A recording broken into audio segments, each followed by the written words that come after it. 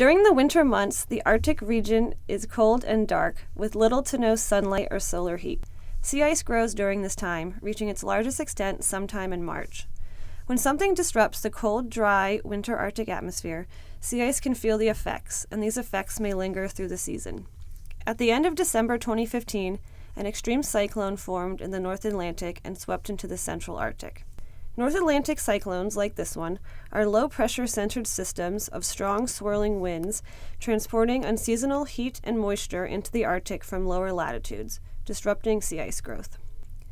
Scientists use the atmospheric infrared sounder instrument on board NASA's Aqua satellite to study the atmospheric effects of this cyclone on the sea ice surface in the Barents and Kara seas. They observed above freezing temperatures that were up to 20 degrees warmer than normal in some places. As a result of this cyclone, the concentration of the sea ice in the Barents and Kara seas decreased by 10%, and the sea ice edge moved northward. The loss in sea ice area during this time was equivalent to the size of Florida. Scientists think excess energy input into the surface might have caused the sea ice to thin significantly, although not enough to cause a complete meltdown yet.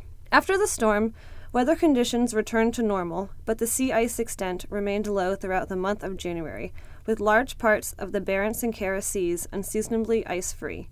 NASA scientists say the effects of this storm on the sea ice could have been a tipping point, leading to the record-low Arctic sea ice maximum observed this past winter.